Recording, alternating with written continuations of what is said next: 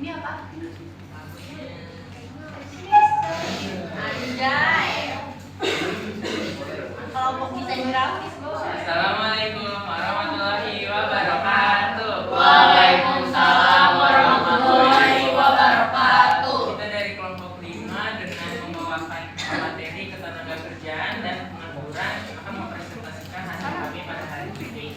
Sebelumnya izinkan kami memperkenalkan nama kami masing-masing. Saya Antonia Rasatana Sinota. Saya Kezia Rosalita Nicolan. Saya Putri Sanika Sarana. Saya Rosalita Indi. Saya Satu Keberati Andrea. Saya Rena Syajara Halida.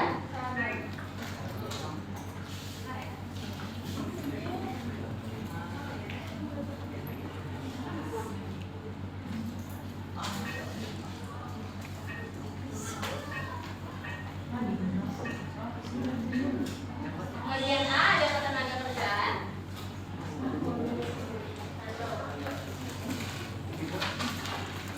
Terkait ketenaga kerjaan dalam Undang-Undang Republik Indonesia Nomor 13 Tahun 2003 tentang ketenaga kerjaan.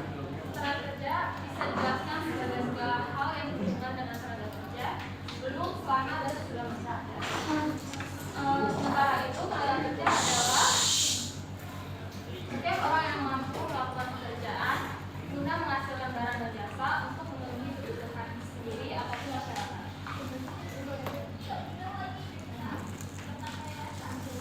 Nah, dalam masyarakat sendiri ada komposisi penduduk dan tenaga kerja. Penduduk dibagi menjadi dua, ada penduduk usia kerja dan juga penduduk di luar usia kerja. Apa maksudnya itu? Penduduk di usia kerja itu maksudnya orang-orang yang berusia 15 tahun sampai 65 tahun yang dimana mereka dapat bekerja untuk memenuhi kebutuhannya sendiri. Sedangkan penduduk di luar usia kerja itu sekitar dari usia 0 sampai 14 tahun dan di atas 64 tahun yang sudah berusia bekerja lagi atau sudah pensiun. Nah, penduduk usia kerja dibagi menjadi dua, ada angkatan kerja dan bukan angkatan kerja. Bukan angkatan kerja itu seperti kita pelajar sekolah, terus ada ibu rumah tangga dan juga menerima pendapatan atau orang-orang yang sudah pensiun tapi masih menerima pendapatan. Sedangkan angkatan kerja sendiri dibagi menjadi dua, ada penganggur dan juga pekerja. Dan penganggur ini masih bagi dua lagi. Ada setengah penganggur dan pengangguran penuh. Pengangguran penuh artinya dia benar-benar nggak bekerja. Sedangkan setengah penganggur itu dia bekerja, tapi jam kerjanya itu nggak sebanyak orang yang bekerja. Kayak misalnya di bawah 7 atau 8 jam. Terus setengah penganggur masih bagi tiga, yaitu ada setengah penganggur yang ketara atau jam kerjanya itu kurang dan juga tidak ketara dan juga pengangguran potensial. Nah, ini yang tadi kelompok usia kerja dan juga kelompok bukan usia kerja.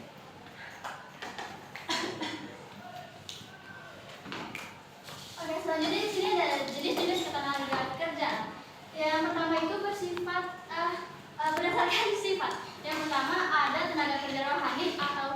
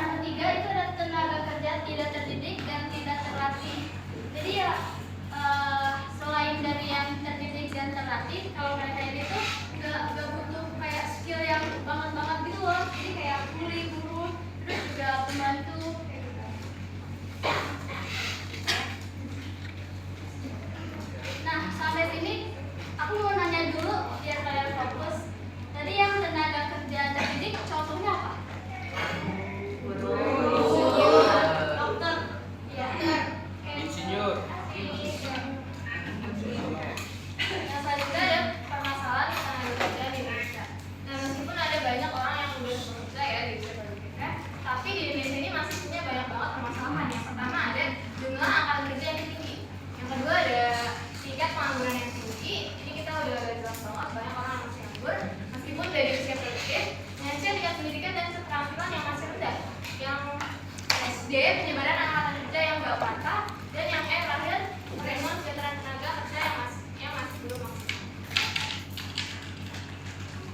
Nah ini ada datanya. Kenapa kita bisa bilang jumlah angkatan kerja di Indonesia itu tinggi?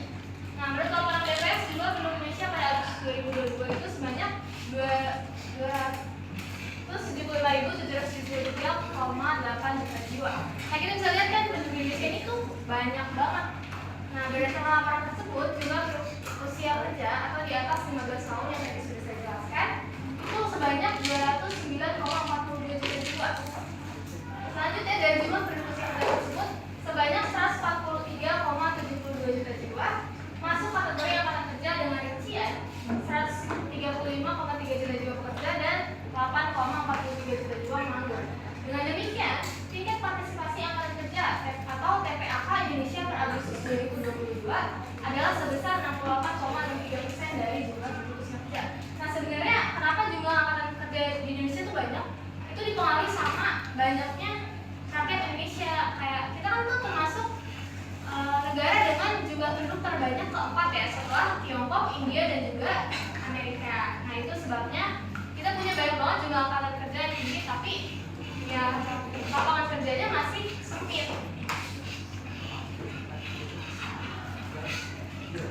Nah yang kedua ada tingkat pengangguran yang tinggi. Sebelumnya aku mau jelas dulu pengangguran itu apa.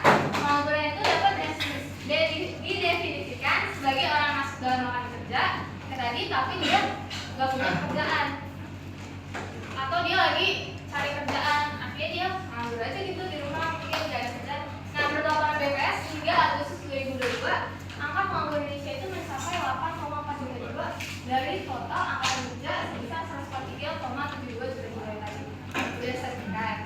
Nah ini juga dipengaruhi sama sedikitnya lapangan pekerjaan yang ada di Indonesia.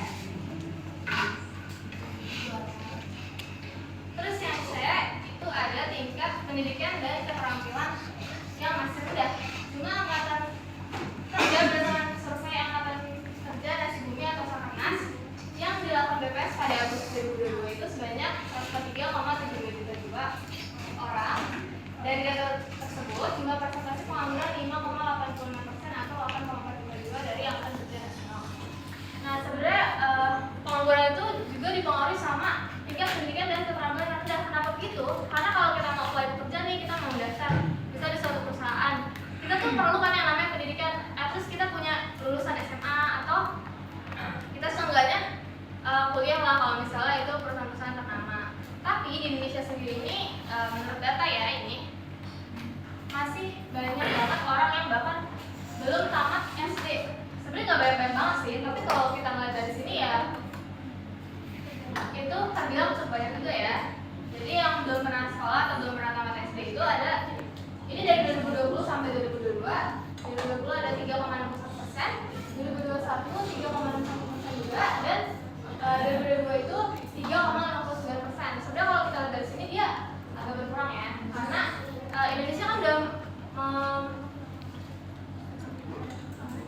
Indonesia itu mewajibkan sekolah 12 tahun sekarang, nggak kayak zaman dulu. Nah terus SMP sendiri 6,46%, 6,45% di 2021 dan di 2022 itu 5,95%. Terus di SMA umum 9,8% di 2020, terus di 2021 0,9%, dan di 2022 itu 8,57%. Sedangkan SMA kejuruan atau dia kayak SMK, dia itu ada 13,55% di tahun 2020, 11,13% di tahun 2021, dan juga 9,42% di tahun 2022. Nah ini diploma tahun 2020 ada 8,8%, terus 2021 ada 5,87%, dan 2022 ada 4,69%.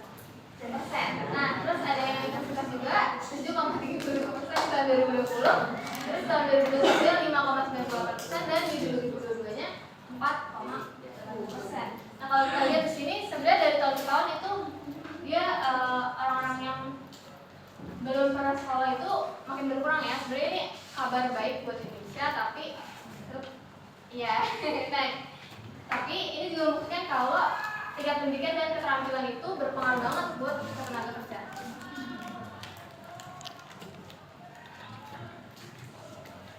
Nah terus ada penyebaran angkatan kerja yang nggak merata. Kita kan tahu ya Indonesia tuh punya banyak banget pulau, ada sekitar 17.000. Tapi Indonesia ini padat banget, kayak yang udah saya bilang tadi, dia punya banyak banget penduduk, di mana sekitar 60%-nya itu terpusat di Pulau Jawa. Nah ini akibatnya apa? Akibatnya orang-orang tuh lebih banyak bekerja di Pulau Jawa dan cenderung ya di Pulau Jawa itu lebih maju lah ya daripada pulau-pulau lain. Terus dia kayak perekonomiannya lebih tinggi dibanding negara-negara lain, apalagi negara-negara yang terpencil. Nah ini juga mempengaruhi permasalahan ketenaga kerjaan. Jadi seharusnya tenaga kerja itu merata di seluruh pulau di Indonesia, karena itu juga mempengaruhi kesejahteraan masyarakat di pulau-pulau tersebut.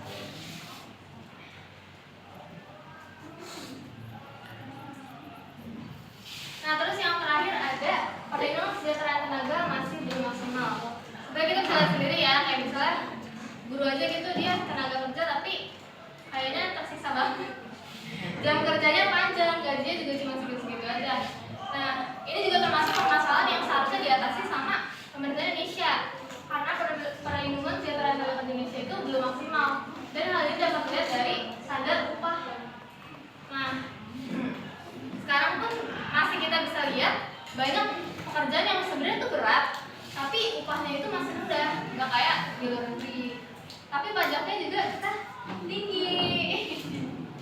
Nah, hal tersebut menyebabkan kesejahteraan dan motivasi tenaga kerja jadinya menurun. Makanya banyak orang-orang kayak pengennya kerja di luar negeri aja nggak di Indonesia, soalnya di Indonesia upahnya kecil. Terus mereka bahkan banyak orang-orang yang pengen pindah ke luar negeri. Nah, beberapa faktor yang bisa mengaruhi tenaga kerja. Yang pertama itu tingkat ekonomi masyarakat, yang ya itu kayak yang tadi udah saya jelaskan, itu berpengaruh sama upah sama waktu kerja mereka. Terus yang kedua stabilitas politik, karena kayak pajak-pajak kayak gitu-gitu, dan kebijakan-kebijakan tentang tenaga kerja itu kan diatur sama pemerintah ya. Jadi kestabilan politik itu berpengaruh banget sama permasalahan ini. Terus yang ketiga, iklim investasi yang akan mengaruhi terciptanya lapangan kerja baru. Kalau semakin banyak investasi yang masuk gitu untuk membuat suatu perusahaan dan menarik banyak banget pengangguran, itu juga menjadi faktor permasalahan ini. Terus yang terakhir ada pasar global yang akan mempertajam persaingan tenaga kerja. Ini masuk juga kayak masuknya barang-barang impor dari luar negeri ke Indonesia kayak gitu. Jadi produk lokal tuh malah nilainya jadi merosot, dan ini menyebabkan ketidaksejahteraan tenaga kerjaan di Indonesia.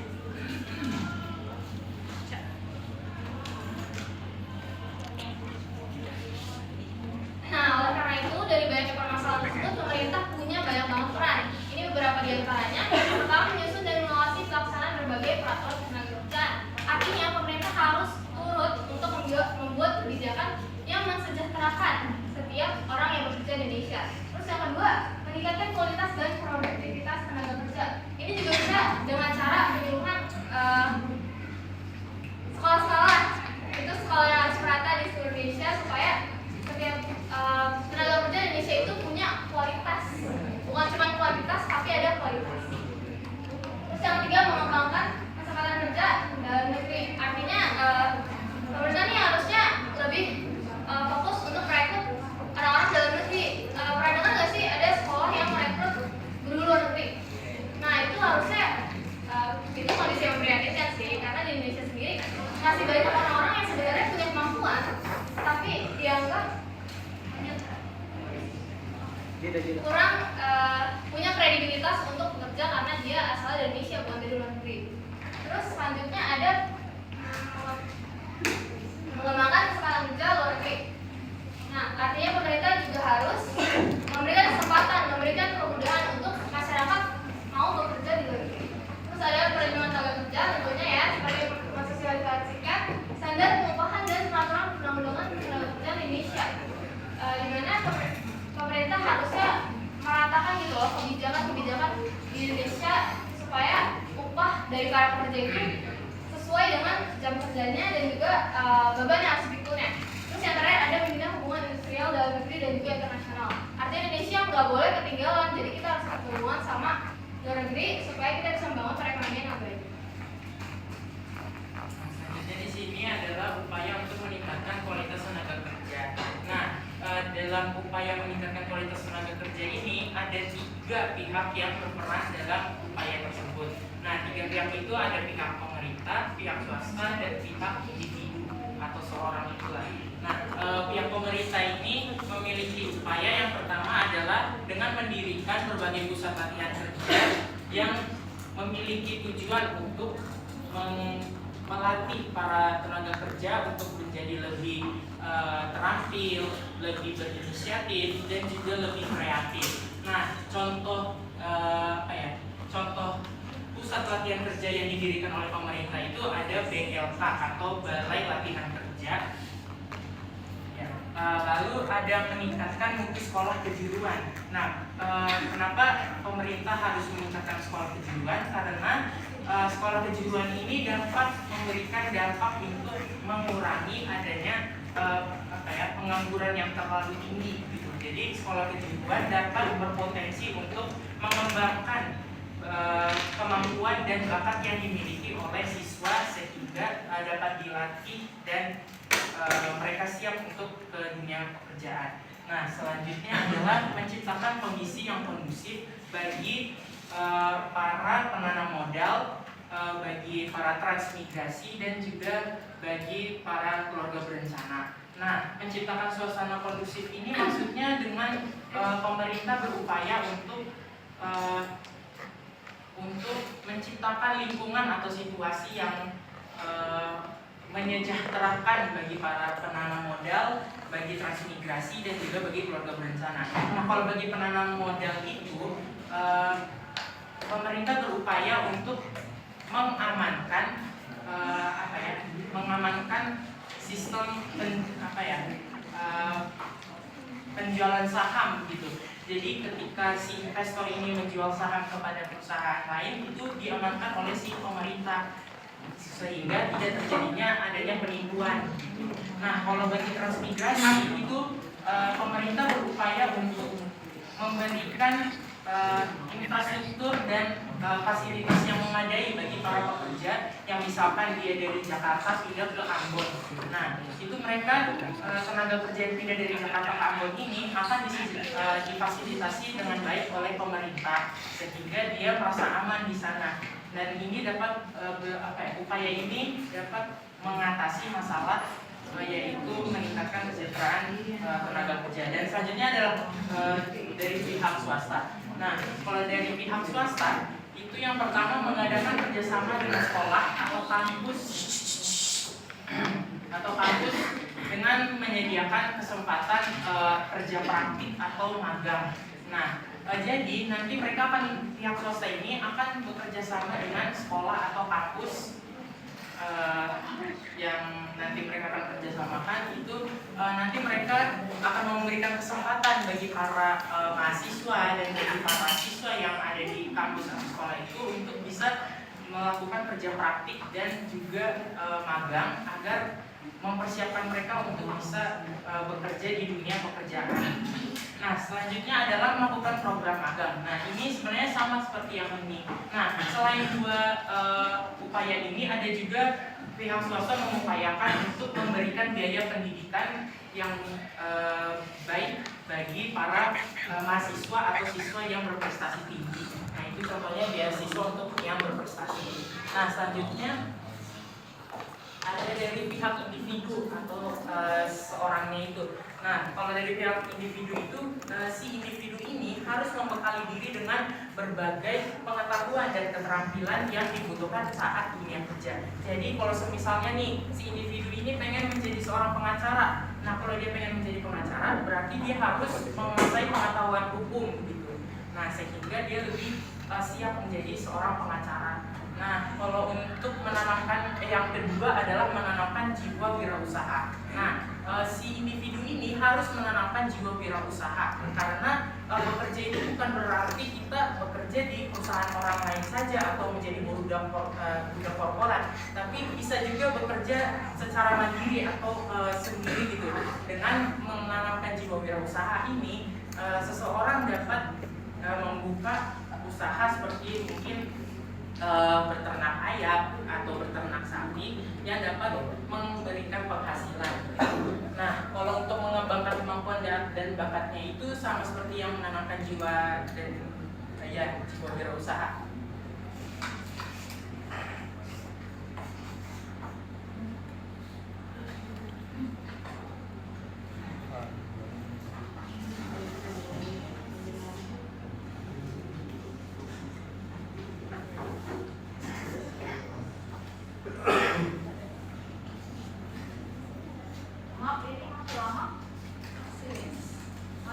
Jadi kalau kalian sebenarnya kita tadi harusnya jawab di awal sih, tapi di materi ini tuh ada 3 poin utama. Yang pertama adalah tenaga kerjaan, kedua itu sisa upah, dan yang terakhir itu pengangguran. Nah ini kita baru masuk ke yang upah, jadi baru bereskan aja guys. Ya, gitu. Oke, selanjutnya sistem upah. Jadi menurut PPRI nomor 36 tahun 2021 tentang pengupahan, upah itu adalah hak pekerja atau buruh yang diterima dan dinyatakan dalam bentuk uang sebagai imbalan dari pengusaha atau pemberi kerja kepada pekerja yang ditetapkan dan dibayarkan menurut suatu perjanjian kerja kesepakatan yang bakal dilakuin. Jadi tuh sistemnya ini kayak misalkan nih pengusaha. Jadi pengusaha itu kan narik lowongan kerja. Nah mereka di situ tuh berdiskusi dulu kayak menetapkan gajinya tuh berapa sesuai sama jam kerja juga jamnya mereka dan kontraknya juga.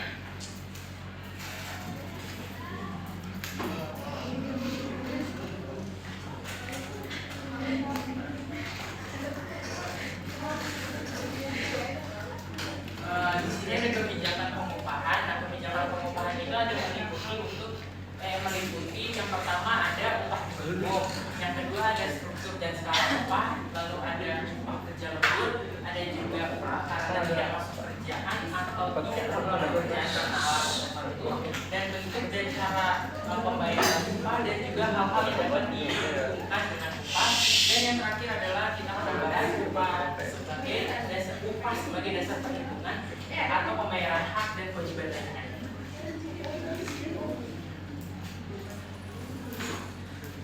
Nah, di sini ada permintaan dan penawaran. Nah, secara umum, tingkat upah itu dapat dianalisis dengan umum permintaan dan penawaran. Nah, ini kita udah belajar di kelas 10 ya. Kalau makin banyak penawarannya dan makin sedikit permintaannya, itu upahnya bakal cenderung lebih rendah atau turun. Jadi sebaliknya, kalau misalnya si penawarannya itu sedikit dibanding permintaannya, maka upahnya itu bakal lebih tinggi. Nah dalam hal ini pencari kerja itu orang yang menawarkan jasa dia, sedangkan kalau si pemberi kerja dia itu adalah pihak yang meminta jasa dari si pelamar tersebut. Nah apabila penawaran tenaga kerja besar sementara permintaan atas jasa tenaga kerja jauh lebih rendah, tingkat upah kan menjadi lebih turun. Akibatnya apa? Akibatnya para pekerja ini tuh rela kerja berapa lama aja asalkan mereka tuh kerja gitu, punya upah meskipun upahnya rendah banget gitu. Nah, ada kejadian sebaliknya di negara-negara maju kayak misalnya di Inggris atau Jerman, karena mereka punya lapangan kerja yang lebih luas tapi penduduknya sedikit. Berbanding terbalik banget sama Indonesia yang penduduknya banyak dan lapangan pekerjaannya itu sedikit.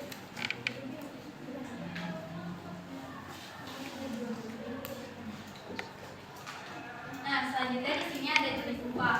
Jenis upah itu dibagi menjadi 2. Yang pertama itu berdasarkan satuan waktu dan berdasarkan satuan hasil. Nah, yang berdasarkan satuan waktu ini dibagi lagi menjadi 3, yaitu upah per jam, harian, dan bulanan. Nah, jenis upah ini tuh mengacu pada PPRI nomor 36 tahun 2011 yang terdapat pada pasal 14 sampai 17. Nah, yang pertama itu ada upah per jam. Sesuai dengan namanya, upah per jam itu dilakukan bagi pekerja waktu. Jadi dihitungnya itu dia per jam. Nah, ada rumusnya. Upah per jam itu sama dengan jumlah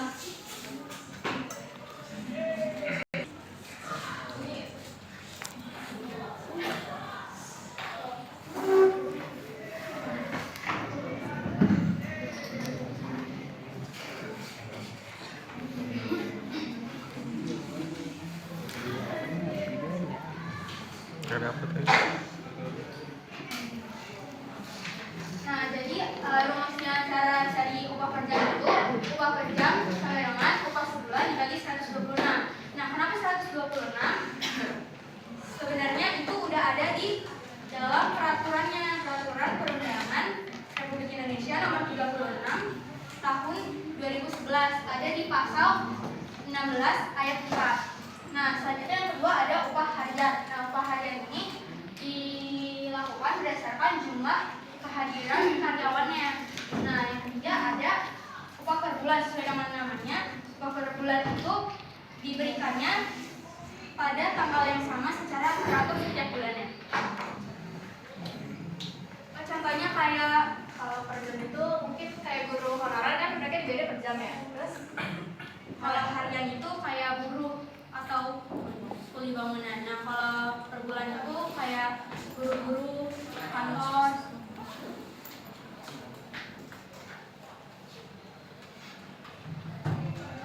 Nah, yang kedua ada berdasarkan satuan hasil. Nah, satuan hasil ini cara menerapkannya adalah, jadi misalkan Oci bekerja di perusahaan bidang tekstil. Jadi upahnya ini dibayarkan berdasarkan hasil kerjanya dia. Misalkan Oci ini bisa ngumpulin kapas di perusahaan kapas ini, dia bisa mengumpulkan 2 kilo kapas.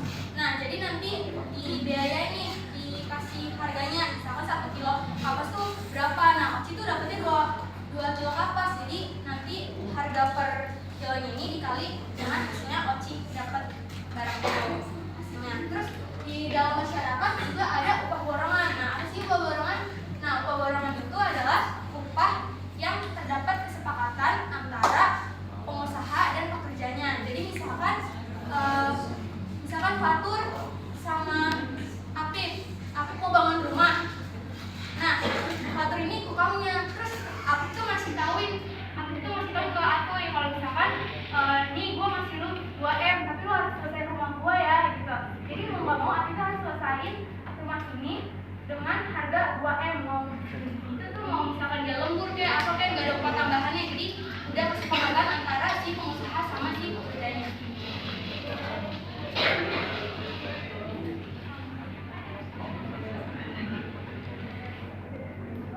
Nah, selanjutnya ada Dewan Pengupahan. Nah, Dewan Pengupahan adalah suatu lembaga struktural yang bersifat tripartit.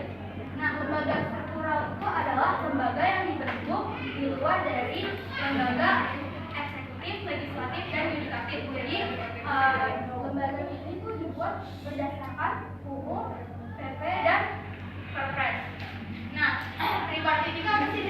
Tripartit itu adalah kesepakatan yang terjadi antara si pemerintah, pengusaha, dan pekerja. Nah, Dewan Pengupahan juga dibagi menjadi 3, yaitu Dewan Pengupahan Nasional, Dewan Pengupahan Provinsi, dan Dewan Pengupahan Kabupaten.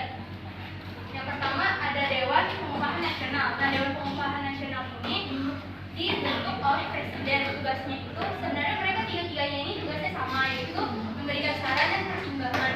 Cuman yang membedakan adalah kalau DPR itu ke pemerintah, kalau yang provinsi ke gubernur, dan kalau yang kabupaten itu ke wali kota atau bupati.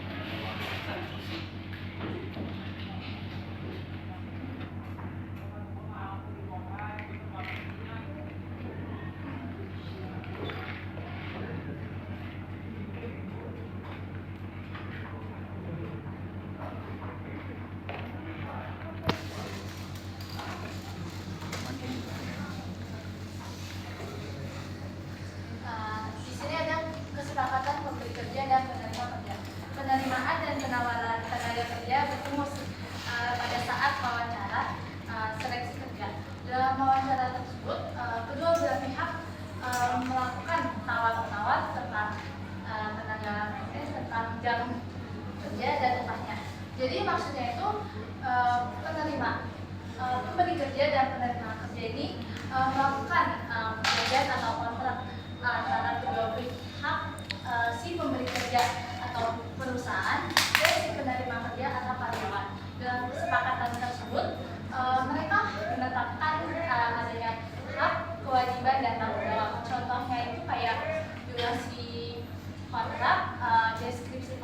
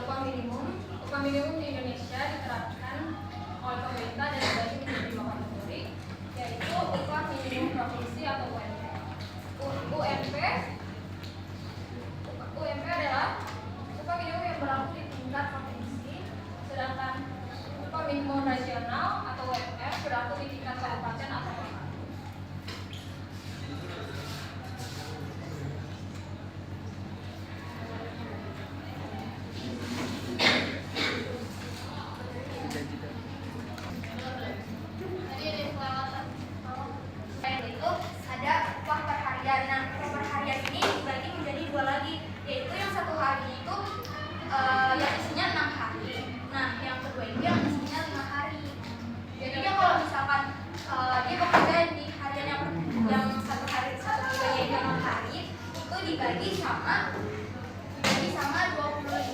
Nah, kalau misalkan ini pekerjaan 5 hari dibagi sama 21 hari. Nah, kayak gini juga ya guys. Sama kayak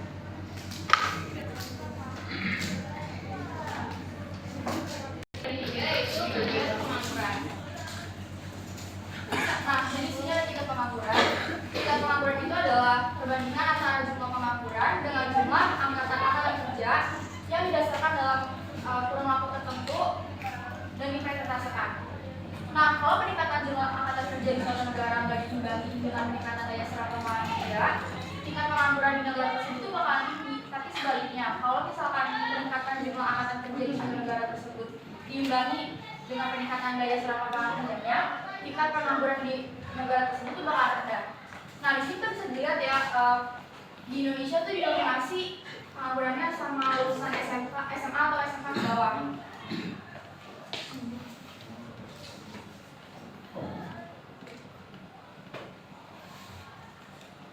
Nah, ini definisi lainnya. Pengangguran itu adalah orang yang nggak punya pekerjaan, sedang mencari pekerjaan atau bahkan mempersiapkan suatu usaha baru. Sekarang kita masuk ke jenis pengangguran menurut faktor penyebab terjadinya. Yang pertama itu ada pengangguran konjungtur atau pengangguran sinkris. Nah, ini tuh berhubungan sama suatu perekonomian negara. Jadi waktu perekonomian lagi mengalami kemunduran, otomatis daya beli masyarakat tuh bakalan turun dan barang-barang yang diproduksi itu bakalan menumpuk di gudang. Bahkan tuh ada perusahaan yang berhenti produksi barang tersebut dan mengurangi kapasitas barang-barangnya. Karena percuma kalau misalkan mereka jual itu juga itu nggak bakal laku pas dijual di pasar-pasar. Jadi mereka lebih milih buat berhenti produksi barang-barang itu. Yang kedua ada pengangguran struktural. Pengangguran ini tuh terjadi karena perubahan struktur atau perubahan komposisi perekonomiannya. Jadi perubahan tersebut perlu keterampilan baru untuk kita sesuaikan diri kita sama keadaan yang baru. Contohnya kayak peralihan perekonomian dari sektor pertanian ke sektor industri. Peralihan tenaga kerja dari sektor pertanian ini butuh penyesuaian untuk tenaga kerja yang di sektor yang baru. Jadi pasti kalau misalkan kita mau pindah tenaga kerja ke sektor yang baru, kita udah lebih dulu terdidik dari sektor yang sebelumnya.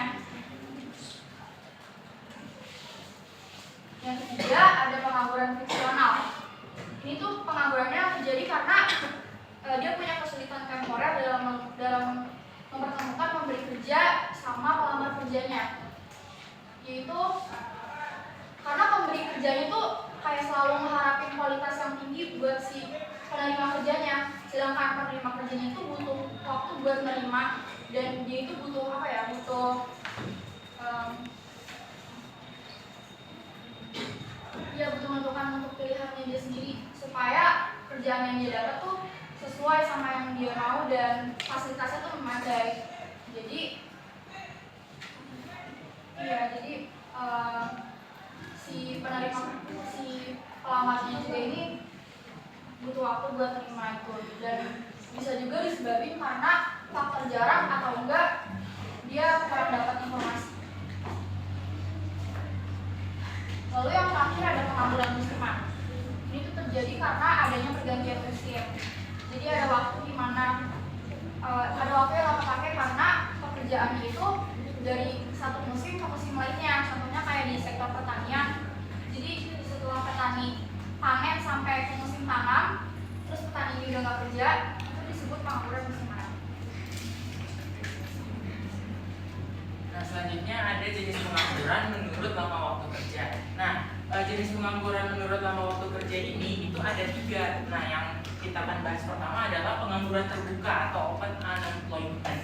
Nah, pengangguran terbuka ini merupakan pengangguran yang situasi atau seseorang itu tidak sama sekali bekerja atau sedang mencari pekerjaan gitu. Nah, hal ini disebabkan karena adanya faktor kurangnya lapangan pekerjaan atau minimnya lapangan pekerjaan dan serta tidak adanya kecocokan antara pekerjaan dengan bidang yang diahlikan. Nah, selanjutnya ada setengah penganggur atau underemployment. Nah, setengah penganggur ini itu dia bekerja tapi memiliki kurun waktu bekerjanya itu mungkin kurang dari 7 jam bekerja lah. Nah, itu contohnya seperti freelance. Nah, freelance itu kan bekerjanya waktunya dia kayak suka-sukanya lah gitu, kayak dia mau kerja subuh kayak mau kerja malam kayak ya bebas gitu, namanya juga freelance. Nah, terus pengangguran terselubung atau disguised employment. Nah, pengangguran terselubung itu jenis pengangguran yang dimana bidang pekerjaan yang dia kerjakan tidak sesuai dengan tidak sesuai dengan bidang pendidikan yang dia tamatkan gitu. Nah, contohnya itu ada seorang lulusan D3 keperawatan bekerja sebagai sekretaris suatu perusahaan. Nah, ini kan gak nyambung karena di lulusan D3 keperawatan kok kerjanya malah jadi sekretaris perusahaan. Kan gak nyambung, harusnya jadi keperawatan, sehingga dapat mengakibatkan terjadinya pengangguran terselubung karena tidak adanya kecocokan bidang pendidikan dengan yang dia kerjakan.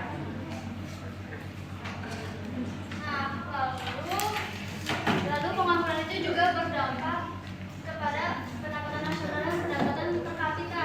Nah, upah merupakan salah satu komponen pendapatan nasional. Jadi apabila tingkat pengangguran semakin tinggi, nilai komponen upah akan makin kecil. Nah, pendapatan per kapita itu adalah pendapatan nasional dibagi dengan penduduk. Jadi kalau misalkan banyak jumlah penganggur lebih tinggi daripada lapangan pekerjaannya, otomatis otomatis pemerintah kan nggak dapat yang namanya pendapatan kan, jadi dia mengurangi per kapitanya juga kan. Terus yang B, penerimaan negara. Salah satu sumber penerimaan negara adalah pajak. Apabila tingkat pengangguran meningkat, jumlah orang yang membayar pajak, penghasilan juga berkurang, akibatnya penerimaan negara pun menjadi berkurang. Jadi yang kayak tadi, kalau lebih banyak pengangguran daripada tingkat lapangan pekerjaannya, dia nggak bakal bisa bayar pajak karena dari mana gitu kan penghasilannya. Terus ada beban psikologis. Orang yang terlalu lama menganggur akan mempunyai rasa tertekan dan itu mempengaruhi kehidupan sehari-harinya. Karena orang yang menganggur dia pasti bakal merasa kayak minder karena status sosialnya yang belum pasti. Jangan lupa ada biaya sosial. Semakin besar jumlah pengangguran, semakin besar pula biaya sosial yang harus dikeluarkan. Biaya sosial ini termasuk kayak tenaga medis, terus biaya keamanan, sampai dengan peradilan karena tindak kejahatan. Kenapa? Karena biasanya kasus-kasus yang pernah kita temui itu kan kayak kriminalitas gitu kan, kejahatan kayak pencurian, itu tuh ya perampokan. Itu tuh kita bisa menambah biaya-biaya kayak gitu karena adanya kerusakan kan, kayak kerusakan harta benda, bahkan juga kerusakan fisik. Jadi mereka butuh yang namanya tenaga medis yang lebih tinggi sehingga pengangguran berdampak ini penambahan biaya sosial. Di sini ada cara mengatasi pengangguran. Yang pertama itu meningkatkan daya beli masyarakat, yang kedua mengalahkan permintaan masyarakat untuk membeli barang atau jasa, yang ketiga menciptakan teknik pemasaran yang menarik, yang keempat meningkatkan pendidikan dan pelatihan, yang kelima memindahkan tenaga kerja ke tempat yang memungkinkan, yang keenam meningkatkan mobilitas tenaga kerja dan modal yang ada, yang ketujuh itu ada pendidikan industri yang bersifat padat karya, yang terakhir itu ada memberikan informasi yang lengkap bagi tenaga kerja. Any questions? Ada yang ingin ditanyakan?